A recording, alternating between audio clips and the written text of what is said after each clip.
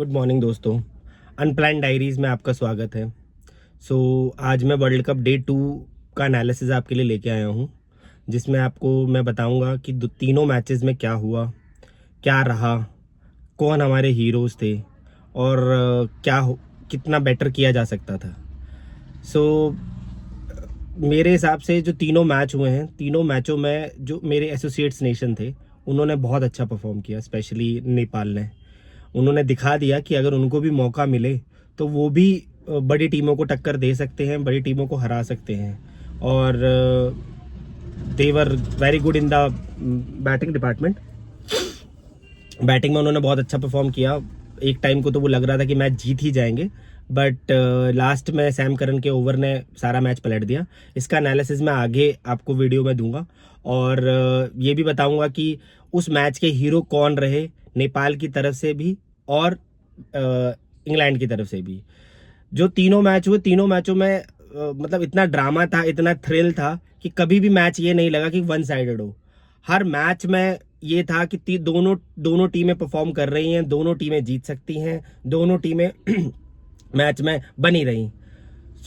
चलिए शुरू करते हैं आज का एनालिसिस। कल का पहला मैच था न्यूजीलैंड वर्सेस साउथ अफ्रीका। अगर मैं इस मैच के बारे में एक वर्ड में एक्सप्लेन करूं तो ये टॉप क्लास चेज मास्टर था और न्यूजीलैंड ने दिखा दिया कि वो कोई भी स्कोर हो वो चेज कर सकते हैं किसी भी सिचुएशन से। मानता हूँ उनके लास्ट के जो मैचेस थे इंडिया के साथ वो अच्छे नहीं गए, लेकिन अब इस मैच से उन्होंने दिखा दिया कि they are back with bang. इसमें जो स्कोर था, जो स्कोर कार्ड अगर मैं बताऊं आपको, तो पहले अफगानिस्तान ने बैटिंग करी और उन्होंने स्कोर बनाया 182 इन 20 ओवर्स इन 6 विकेट्स। उनकी तरफ से टॉप स्कोरर रहे गुलबदीन नायक, जिन्होंने 63 रन मारे 35 बॉलों पे, जिसमें उन्होंने 3 चौके और 4 छक्के मारे और विद द 180 की स्ट्राइक रेट से। जो पूरे मैच में जो अगर अफगानिस्तान ये स्कोर बना पाई वो बिकॉज ऑफ गुलबदीन नायक। उन्होंने जिस तरह से बैटिंग करी, जिस तरह से टीम को पावर हिटिंग करी, अपना इनिंग को पेस आउट किया, वो थे। और सेकंड हाईएस्ट बनाए सदीउल्लाह अटल ने, 29 रन मारे 24 गेंदों पे, जिसमें 2 चौके थे 120 की स्ट्राइक रेट के साथ। न्यूजीलैंड की बॉलिंग ठीक ही रही उनकी तरफ से। उनके जो बेस्ट बॉलर रहे मैं कहूँगा, मतलब विकेट में नहीं बट इकोनॉमी में, वो थे उनके कप्तान मिचेल सैंटनर, जिन्होंने 4 ओवर देके 23 रन दिए और 5.80 की इकोनॉमी से रन दिए। उसके अलावा जो उनके टॉप विकेट टेकर रहे वो उनके सबसे फास्ट बॉलर लॉकी फर्ग्यूसन रहे, जिन्होंने 4 ओवर में 40 रन दिए और 2 विकेट लिए। उसके अलावा मैट हेनरी ने 4 ओवर में 27 रन देके 1 विकेट लिया। जेकब डफी ने 3 ओवर में 30 रन देके 10 की एवरेज से रन दिए हैं, 10 की इकोनॉमी से रन दिए और 1 विकेट लिया। उसके अलावा जब अफगानिस्तान ने बैटिंग शुरू करी तो 5 ओवर में 35 रन थे और उनका 1 आउट था। 44 पर 2 हो गए। पावर प्ले खत्म होते होते उनके 44 रन पर 2 विकेट आउट थे। उसके बाद गुलबदीन नायब और सदीकुल्लाह रहमान ने अच्छी पार्टनरशिप करी और जो 123 पर उनका तीसरा विकेट गिरा, जिसमें सदीकुल्लाह अटल आउट हुए 14वें ओवर की गेंद के बाद। उसके से जब न्यूजीलैंड ने अपना जब स्टार्ट किया तो उनके पहले 2 विकेट बहुत जल्दी चले गए। 14 रन पे फिन एलन आउट हो गए 0 रन बनाकर, और रचिन रविंद्र भी अगली ही बॉल पर आउट हो गए। 14 रन पे उनके 2 विकेट आउट हो गए। रचिन रविंद्र भी पहली बॉल खेल के आउट हो गए। उनकी तरफ से जो टॉप स्कोरर रहे वो टिम साइफर्ट थे, जिन्होंने 65 रन मारे 42 बॉलों पे, 7 चौके और 3 छक्के, 154 की स्ट्राइक रेट के साथ। उनका बहुत ही अच्छा साथ ग्लेन फिलिप ने दिया, जिन्होंने 42 रन मारे 25 बॉलों पे, जिसमें से 7 चौके और 1 छक्का था और 168 की स्ट्राइक रेट के साथ। उसके बाद जो उनके तीसरे हाईएस्ट रहे, जो मैं कहूँगा जिन्होंने मैच को बना के रखा, वो थे मैक चैपमैन। 28 रन मारे 17 बॉलों पे, और डेरिल मिचेल, जिन्होंने 25 रन मारे 14 बॉलों पे। मिचेल का स्ट्राइक रेट था 178 का और मैक चैपमैन का स्ट्राइक रेट था 164 का। जिस हिसाब से न्यूजीलैंड ने बैटिंग करी, और इवन उनके जो कप्तान, उन्होंने बॉलिंग में तो परफॉर्म किया ही किया, साथ में उन्होंने बैटिंग में भी परफॉर्म किया। उन्होंने 212 के स्ट्राइक रेट से 17 रन मारे 8 बॉलों पे, जिसमें से 2 चौके और 1 छक्के थे। न्यूजीलैंड ने जिस तरह से ये चेज़ किया है, उन्होंने अपना दिखा दिया कि वो एक बहुत अच्छे चेज़ मास्टर हैं, वो चेज़ कर सकते हैं, और दैट टू इन चेन्नई की स्पिन फ्रेंडली विकेट पे, जहाँ पे लग रहा था कि अफगानिस्तान ने जब 182 बना दिए थे तो ये लग रहा था कि अफगानिस्तान इसको इजीली डिफेंड कर देगी, और उन्होंने शुरुआत भी वैसे ही करी थी, उनके 2 विकेट बहुत जल्दी ले लिए थे। लेकिन जिस तरह से टिम साइफर्ड और ग्लेन फिलिप ने बैटिंग करी, उन्होंने इनिंग को बनाए रखा, कभी भी अपने मैच को अपनी पकड़ से बाहर नहीं होने दिया, और धीरे धीरे धीरे धीरे शॉट्स खेले, टाइम किए शॉट्स, अननेसेसरी रिस्क नहीं लिया, और धीरे धीरे धीरे अपनी इनिंग को पेस किया। जहाँ पे अफगानिस्तान की अगर बॉलिंग की बात करूं तो जिनसे सबसे ज़्यादा उम्मीद थी राशिद खान, क्योंकि वो स्पिन फ्रेंडली विकेट थी, चेन्नई के विकेट नॉर्मली स्पिन फ्रेंडली होती है, लेकिन जब से ये दोबारा ले डाउन हुई है इसका थोड़ा सा नेचर चेंज हो गया है। तो उस हिसाब से राशिद खान की जो बॉलिंग देखो तो उन्होंने नायक के एवरेज से, जो राशिद खान के लिए नॉर्मली देखा नहीं जाता, 4 ओवर में 36 रन दिए और 1 ही विकेट लिया। उस तरफ से मोहम्मद नबी ने 1 ओवर में 18 रन दिए और 1 विकेट लिया। मुजीबुर रहमान ने काफ़ी अच्छी बॉलिंग करी, उन्होंने ही 2 विकेट लिए हैं स्टार्टिंग के, जो उन्होंने 4 ओवर में 31 रन दिए और 2 विकेट लिए। बाकी जिस हिसाब से न्यूजीलैंड ने बैटिंग करी, उस हिसाब से अगर मैं बोलूं तो न्यूजीलैंड की तरफ से जो इस मैच के हीरो रहे वो टिम साइफर्ड थे, और उन्होंने ही इनिंग को बनाए रखा, पेस किया। बाकी उनके आसपास अदर प्लेयर खेलते रहे, ग्लेन फिलिप ने भी अच्छी बैटिंग करी, सैंटनर ने भी अच्छी बैटिंग करी, और इजीली ये मैच जीत लिया। तो पहले मैच से इतना ही, चलिए देखते हैं सेकंड मैच की तरफ।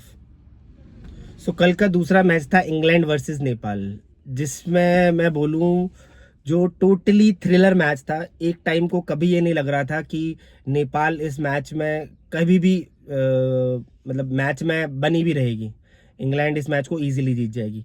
बट नेपाल ने जिस तरह से परफॉर्म किया, उस तरह से मैं बोलूँगा कि वो मैच में बने रहे, लास्ट तक बने रहे, इवन लास्ट ओवर तक बने रहे, लास्ट बॉल तक बने रहे।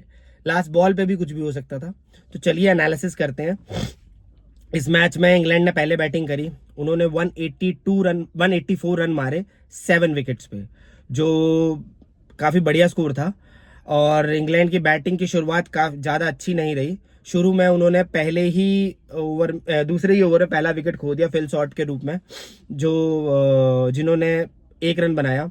उसके बाद 44 रन पर 43 रन पर सेकंड विकेट गया, जिसमें जॉस बटलर आउट हुए, जिन्होंने 26 रन बनाए। और उसके थोड़ी देर बाद ही टिम बैंटन भी आउट हो गए 2 रन बना के। तो 57 पर 3 हो गए थे 6 ओवर में, 57 पर 3 थी इंग्लैंड 6 ओवर में। जहां लग रहा था कि वानखेड़े की पिच से, मैं बताऊं कि मुझे लग रहा था कि वानखेड़े की पिच में इंडिया अच्छा नहीं कर पाई, इंग्लैंड अच्छा करेगी, बट इंग्लैंड भी उतना अच्छा नहीं कर पाई। इंग्लैंड के भी 57 रन पर 3 आउट हो गए थे। और उसके बाद जो उनके कैप्टन हैरी ब्रुक और जेकब बैथल, दोनों की पार्टनरशिप हुई। जेकब बैथल ने जो टॉप स्कोरर रहे, उन्होंने 55 रन मारे 35 गेंदों पे, 4 चौके 4 छक्के with a strike rate of 57। Harry Brook ने भी 53 रन मारे 32 बॉलों पे, 4 चौके 3 छक्के 165 की स्ट्राइक रेट से। उसके बाद नीचे जो हिटिंग करी वो थे विल जैक्स, जिन्होंने 39 रन मारे 18 गेंदों पे, 216 की स्ट्राइक रेट से, 4 छक्के, 4 बड़े छक्के और 1 चौका लगाया। अगर मैं बॉलिंग की बात करूं नेपाल की तरफ से, तो जो उनके बेस्ट बॉलर रहे, जो मेरी तरफ से बेस्ट बॉलर रहे, जो नॉर्मली रहते भी हैं, संदीप लमिछाने, जिन्होंने 4 ओवर में 25 रन दिए, 1 विकेट लिया और 6 की इकोनॉमी से रन दिए। जो टॉप विकेट टेकर रहे वो दीपेंद्र सिंह अरी रहे, जिन्होंने 2 विकेट लिए, और नंदन यादव, जिन्होंने भी 2 विकेट लिए। दोनों की इकोनॉमी 7 और 8 की रही, और 2-2 विकेट लिए। तो जब इंग्लैंड ने 184 का स्कोर बना दिया था, तो मुझे कहीं पे भी ये नहीं लग रहा था कि नेपाल इसको चेज भी कर पाएगी, क्योंकि नेपाल को मैंने ज़्यादा मैच खेलते हुए नहीं देखा। हाँ, नेपाल ठीक टीम है एसोसिएट्स नेशंस में, बट मैंने कभी उनको इतना अच्छा परफॉर्म करते नहीं देखा, या मैंने उनको कभी बैटिंग नहीं इतनी अच्छे से नहीं देखी है। बट जिस हिसाब से उन्होंने बैटिंग शुरू करी, पहले 4 ओवर में ही उन्होंने 37 रन बना दिए थे। फिर उनका पहला विकेट आउट हुआ आसिफ शेख, और आसिफ शेख ने 7 रन मारे 9 बॉलों पे। उसके बाद जो सेकंड विकेट गिर गया उनका 42 रन पे, जो उनके कुशाल ब्रुथल थे, जिन्होंने 29 रन मारे 17 बॉलों पे, 4 चौके और 1 छक्का with a strike rate of 170। जो उनकी तरफ से टॉप स्कोरर रहे वो दीपेंद्र सिंह अरी रहे, जिन्होंने 44 रन मारे 29 बॉलों पे, 6 चौके और 1 छक्का with a strike rate of 151। उसके बाद जो मेरे को लगा कि नेपाल की तरफ से हीरो थे, वो थे लोकेश बाम, जिन्होंने जो लास्ट तक खड़े रहे, जो लास्ट तक मैच में बनाए रहे और नेपाल को वापस लेके आए, जिन्होंने 39 रन मारे 20 बॉलों में विद स्ट्राइक रेट ऑफ 195, 4 चौके और 2 छक्के। और जिस हिसाब से लोकेश बाम खेल रहे थे, मुझे लग रहा था कि लास्ट में वो मैच निकाल जाएंगे, क्योंकि लास्ट ओवर में उनको 6 बॉलों पे 10 रन चाहिए थे। बट यही होता है कि एसोसिएट नेशन और इंटरनेशनल नेशंस का, कि जो लगातार मैचेस खेल रहे हैं उनको प्रेशर हैंडल करना आता है और वो हर इन प्रेशर्स में बॉल डाल चुके हैं। तो उन्होंने अपनी तरफ से जो लास्ट ओवर किया वो सैम करन ने किया। सैम करन ने लास्ट ओवर में जिस हिसाब से बॉलिंग करी और उस हिसाब से उन्होंने दिखा दिया कि वो बहुत अच्छे बॉलर हैं डेथ के भी। उनको लास्ट ओवर में जो जिस हिसाब से उन्होंने यॉर्कर्स किए, स्लो बॉल्स की, और सिर्फ 5 ही रन दिए पूरे ओवर में, सिर्फ उन्होंने 5 रन दिए और कहीं पे भी मौका नहीं दिया बॉल को कि वो हिट लगा सकें। कोई बाहर बॉल नहीं दी, ओवर पिच बॉल नहीं दी, बिल्कुल एकदम एक्यूरेट बॉल करी, 3 क्वार्टर्स बॉल करी, ना तो उनको कोई मारने का मौका दिया ना ही दिया।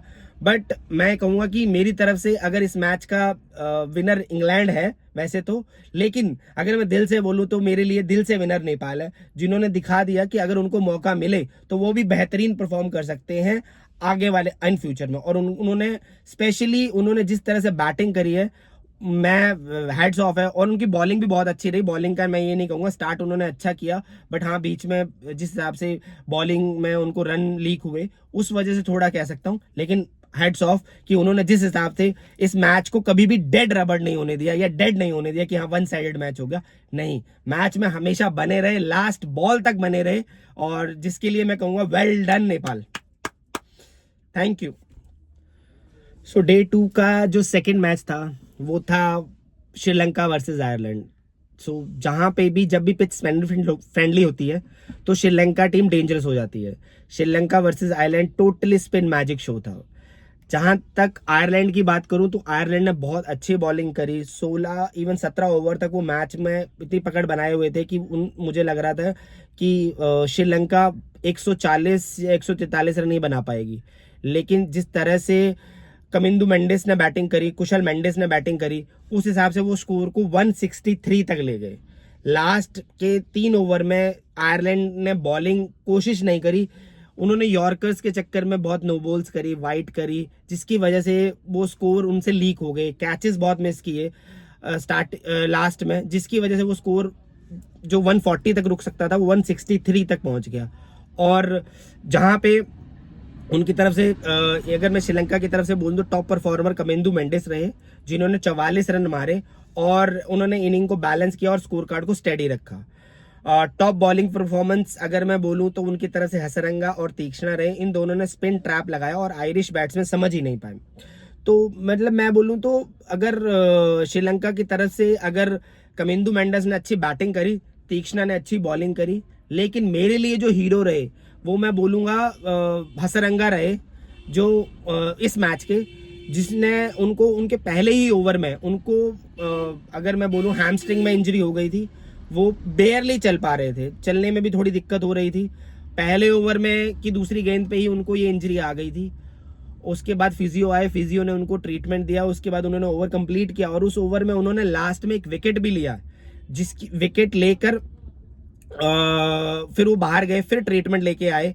और अगर मैं उनका बोलूं तो उनका जो एनालिसिस रहा, उन्होंने पूरे उसके बाद भी 4 ओवर किए, 25 रन दिए और 3 विकेट लिए। मतलब इंजरी के बाद भी वो ऐसा परफॉर्म कर गए कि मैं बोल नहीं सकता। और महेश तीक्ष्णा ने भी 4 ओवर में 23 रन किए और 3 विकेट लिए। तो इस मैच में आयरलैंड भी बनी रही, पहले हाफ में प्रॉपर उन्होंने कंट्रोल रखा, लेकिन लास्ट 3 ओवर में उन्होंने मैच को लूज कर दिया रन्स देकर, और जिस वजह से वो 140 का स्कोर 163 बन गया। स्टार्टिंग में आयरलैंड ने बैटिंग अच्छी करी, लेकिन वो कीप ऑन लूजिंग विकेट्स रहते रहे, बीच में उनके विकेट्स जाते रहे, जिसकी वजह से वो 143 ही बना पाए और मैच हार गए। मैं बोलूँ तो 20 रन से 143 बना पाए और 20 रन से मैच हार गए। तो उनकी तरफ से टॉप स्कोरर रहे हेक्टर, जिन्होंने 40 रन मारे 34 बॉलों पे 117 की स्ट्राइक रेट से। टक्कर 21 रन मारे 18 बॉलों पे। और अगर मैं श्रीलंका की तरफ से टॉप परफॉर्मर बोलूं तो कुशल मेंडिस रहे, जिन्होंने 56 रन मारे 43 बॉलों पे। वो नॉट आउट गए, 5 चौके मारे 130 के स्ट्राइक रेट से। उन्होंने अप इनिंग को मैं कहूं तो कंट्रोल करके रखा। वो एक एंड पे खड़े रहे जहां पे दूसरे एंड पे लोग आते रहे, मारते रहे। इसी वजह से कमिंदु मेंडिस को मौका मिला कि वो स्कोर में एक्स्ट्रा रन ऐड कर पाए। कमिंडो मेंडिस उनके टॉप परफॉर्मर मैं इसलिए बोल रहा हूं क्योंकि उन्होंने 231 की स्ट्राइक रेट से 44 रन मारे 19 बॉलों में, 4 चौके और 2 छक्के। तो अगर मैं बोलूं तो यहाँ पर अगर टॉप परफॉर्मर अगर मैं देखूं तो मेरे लिए हसरंगा रहे, जिन्होंने 3 विकेट भी लिए इतनी इंजरी के बाद भी, और वो अपने लिए खड़े रहे, अपनी कंट्री के लिए खड़े रहे, आके बॉलिंग स्पेल पूरा किया। जहां उनको लग रहा था एक बारी को जब वो बाहर चले गए थे तो आयरलैंड टीम को ये लग गया था कि अब मैच में वो वापस कर सकते हैं, और वापस आ भी रहे थे। तो उन्होंने अपनी इंजरी के बारे में ना सोचते हुए आके अपना पूरा स्पेल किया और अपनी टीम को जिताया। सो मेरी तरफ से आज का जो मेरा सैल्यूट है वो वनिंदु हसरंगा को जाता है, जो उन्होंने जिस तरह से परफॉर्म किया। Heads of. तो आज के लिए इतना ही, और आगे के व्लॉग्स में मिलते रहेंगे और आगे की वीडियोस में लाता रहूंगा हर मैच का analysis. And keep sharing this video, like, subscribe and follow me. Thank you.